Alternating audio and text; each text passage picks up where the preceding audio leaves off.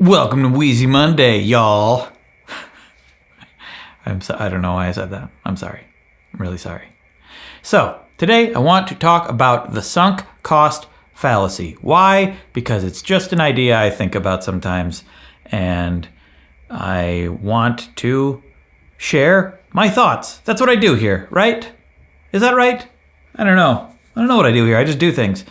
So Matt D'Avella, YouTuber, he's been on he was on my minimalist, why do people like minimalism video. I interviewed him because he's a well-known minimalist on YouTube and a very popular YouTuber these days. He uploaded a video about his anxiety, and it just got me thinking about my own. We all, I'm sure, at times can have it. My own anxiety about certain things. And the reason it brought me to the idea of sunk cost fallacy, I'm not saying necessarily that is something that was a problem for Matt D'Avella, but it could be part of it, and it's just something that it just reminded me of it, because he was going through his problem where he found success on YouTube, and then he rode the wave, and he made videos once a week. He made pretty extensive videos that, you could look at and think that could have taken months to make. And he was making them once a week. And he was doing that for a while. And you might hear some noises in the background. There are people working on we are redoing our deck, and they're outside. And I apologize. Sort of, but also it's not that big a deal. You can hear me fine. Everything's okay, everybody. Relax. I don't know why you probably already are relaxed. I'm sorry I assumed you weren't. So he created anxiety, and I feel like he feels like he pushed himself too hard. He needed to take a break. But that seems to be a thing that's happening. It's a cycle with nearly every YouTuber has a burnout video. I'm trying to think of an example of someone who doesn't. There are some examples, but you find something you love. You work on it a lot. Your dream is to when you achieve it. You just want to do this for a living. You want to, I don't know if it can be anything, but for the case of a YouTuber, you want an audience. You want to do this for a living. You want to grow. And so you do the thing. You get good at the thing. You do it over and over and over again, and then you finally get it. You're rewarded, but your reward is to continue to do it. You just got to do it over and over and over and over and over again, and it's They're pounding now. Jeez. Now I'm annoyed. You do it over and over again, and that's it. Like that's the job you created for yourself. And sometimes that's great. That might be great for most people if they figure out a balance of work and life right away, and it doesn't completely consume them. And this is also, hustle culture. Like, we gotta hustle. You gotta hustle to make it, to succeed in life. But then you hustle to succeed, but there's no success. I talked about infinite games last week. It's all an infinite game. You're hustling so that you can get to a point where you hustle more. Unless, your goal is to just get a certain amount of money, be financially independent, invest in stocks wisely, and then just do nothing for a while, which, if you're able to do that, great. But if your passion is to hustle doing this certain thing, and then you achieve it, and you hustle and hustle and hustle, while after achieving it, I think it's very likely that will lead to, I don't want to do this anymore. This is hard, and the part of, like, a big part of the draw to it was the journey, was the trying to succeed. And then you start to realize, you start looking into the infinity, and you're like, oh, this is just an infinite game that I don't want to play anymore. Or I do want to play it, but I want to play it on different terms because this isn't fun. But you're afraid you might lose what you got, so you just keep doing what you're doing. And that is how burnout is created, but that's also the sunk cost fallacy. So a sunk cost is, or a sunk cost fallacy, basically, is, say you bought a couple of good examples. Classic examples are you bought an expensive ticket to a show that you want to see, and then the time comes around to go to the show, and maybe you get sick, and you're miserable, and you know you would be miserable going to the show, and you just don't want to. You actively don't want to go, and you know it's going to be terrible, and it's not, and you go anyway because you paid a bunch of money. That's a sunk cost fallacy. The money's not coming back regardless of what you do.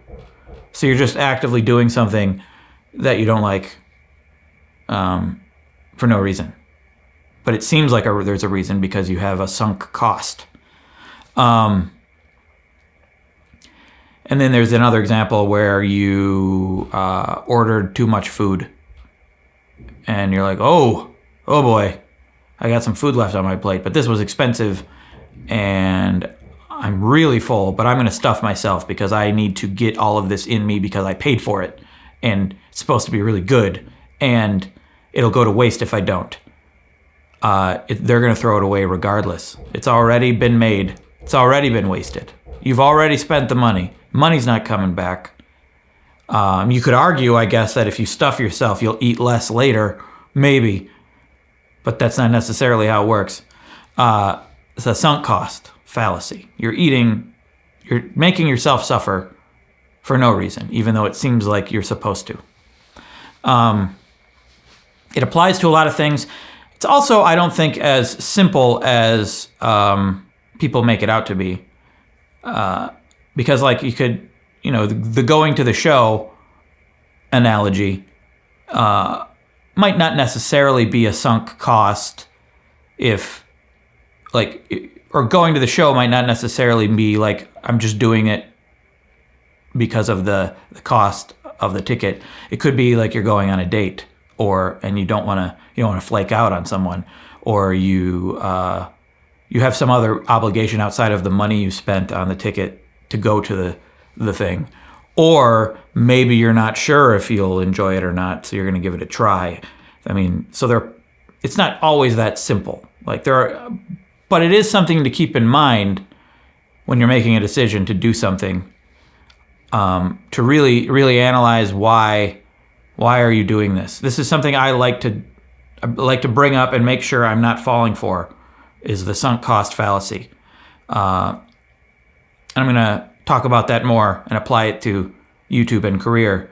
But first, let's talk about our sponsor. In fact, let's go to Sponsor Clone. Thank you to Brilliant.org for sponsoring this video, not to be confused with Crilliant.Borg, which is, I assume, a Star Trek fan site all about a Borg origin story in which they evolved from tiny ocean crustaceans. Not talking about that, but it'd be mind-blowing if that was actually a thing because I just made it up. No, Brilliant is a problem-solving website and app in the subjects of science, math, computer science. Over 60 courses. I haven't even golfed that many courses, which is not surprising, but still a lot of courses. Now, sometimes math and science can sound scary, especially in the movie Cube. Ah! So three-dimensional! I've never seen it. But in fact, with Brilliant, it's not scary at all. It is a delightful experience of guided discovery. I had a great time doing this logic course. For instance, this question about the liar's paradox. All statements below this are false, below this are false, below this are false, above this are true, above this are true, above this are true. You have to answer how many of these are actually true. And then when you go to answer, it goes into an explanation of why it's true. I'm not going to tell you. You're going to have to guess. Do you know? Do you know? I knew. I guessed it right. Point is, it explains why the answer is the answer. It's not just about memorizing formulas. It's about learning basic concepts and applying them, developing your intuition. Like, give a man a fish, he'll eat for a day.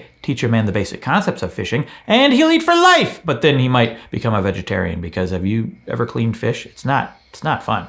But then you'll have to learn the basic concepts of gardening. Anyway, and there's a wide range of content, like interactive courses in quantitative finance, mathematical fundamentals, from scientific thinking to special relativity, from programming with Python, perplexing probability, casino probability, waves and light, gravitational infinity. I just listed all of them. Where am I? Go to brilliant.org/WheezyNews and sign up for free. And B, if you're one of the 200 first 200 to click the link below, you get a 20% off annual premium membership. Now, back to Craig. Is very similar to me, but doesn't have this hair or this hoodie. Okay, so we know what sunk cost fallacy is. I constantly try to make sure I'm making the right decision. Like if I like equipment that I'm using that I'm like, well, I gotta get good use out of this equipment, despite the fact that I don't enjoy it. It's breaking down, it's buggy or whatever, but I spent a lot of money on it, so I'm gonna make sure I get good use out of it, even though there's something clearly better out there that would make my life better right now. But I spent a lot of money on this, so I should make sure I use it.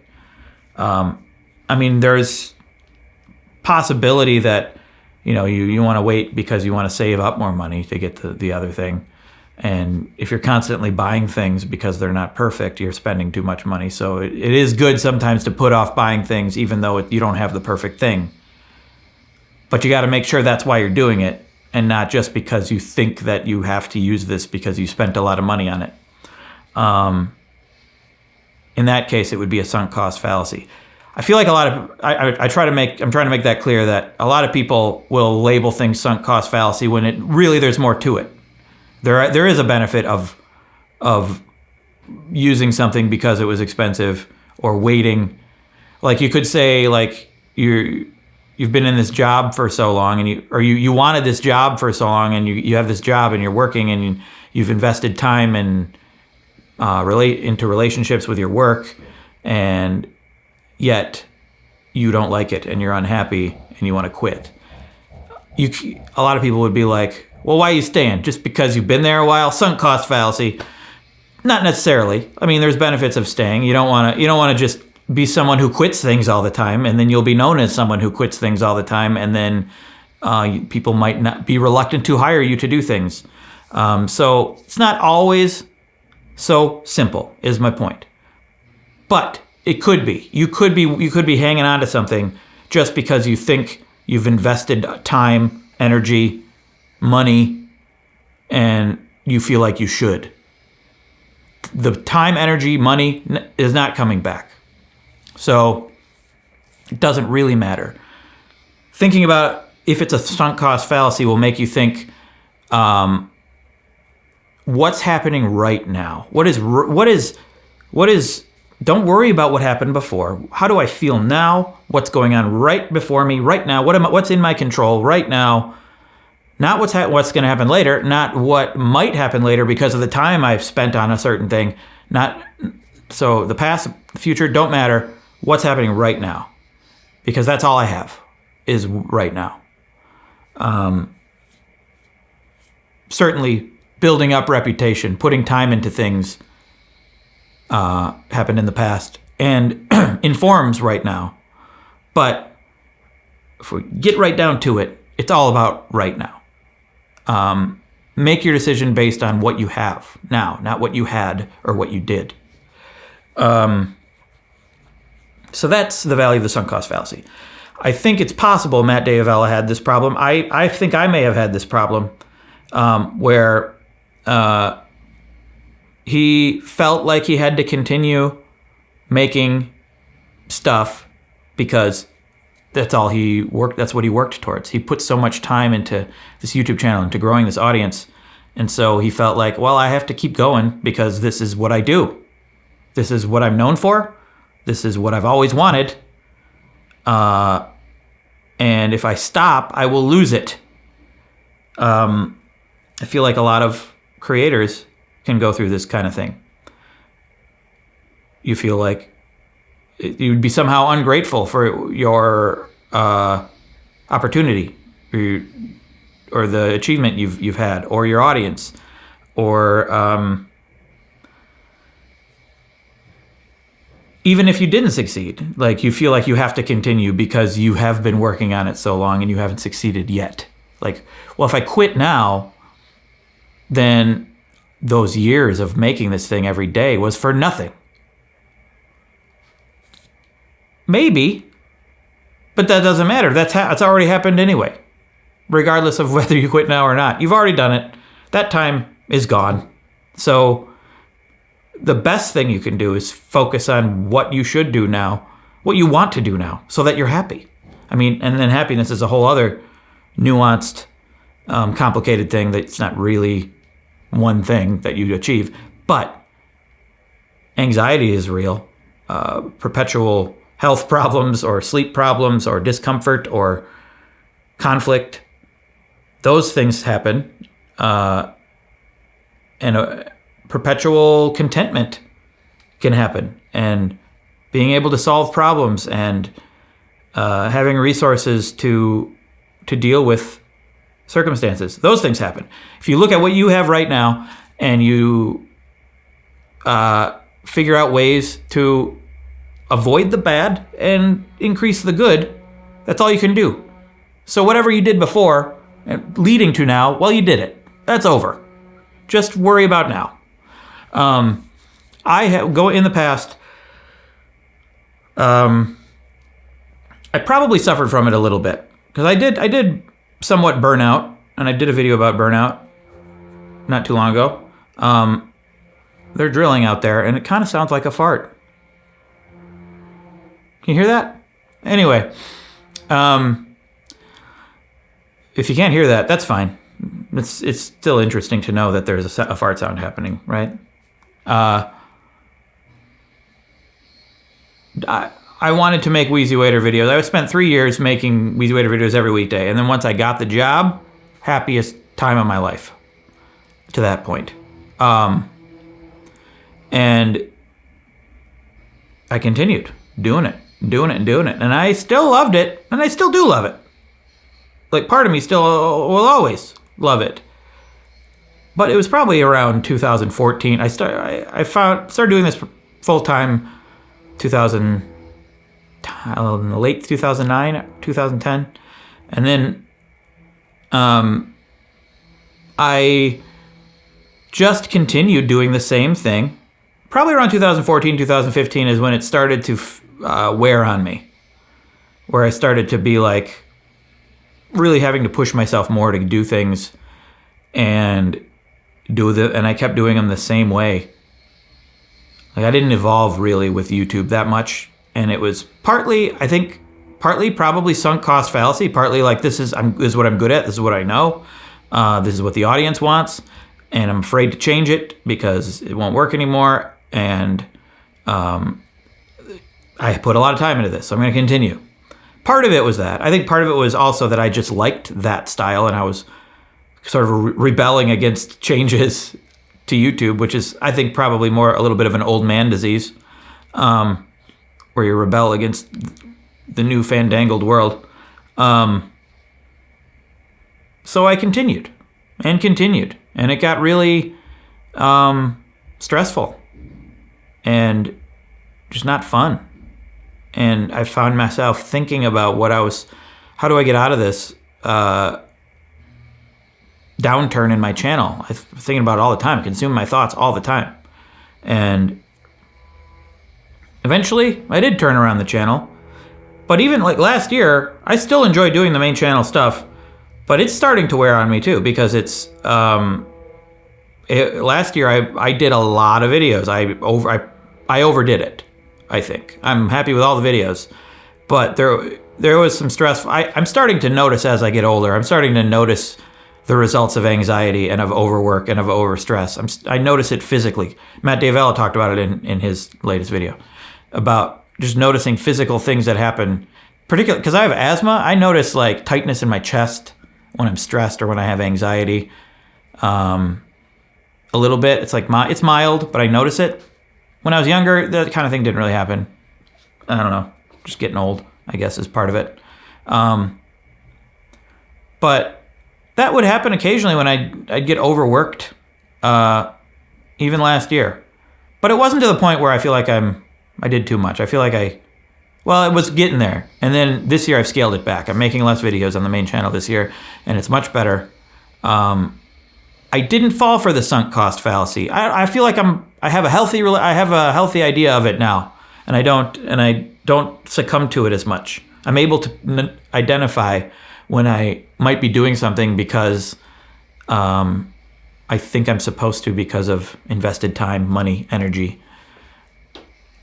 So basically what I'm trying to say is, all this to say, beware of the sunk cost fallacy if you're making a decision, or really try to identify why you're doing something. And if it's just because you think you're supposed to, because you've spent a lot of money, because you've spent a lot of energy, spent a lot of time, that is a fallacy. There could be other legitimate reasons to stay with something that you don't enjoy. But if it's just that, that's a fallacy.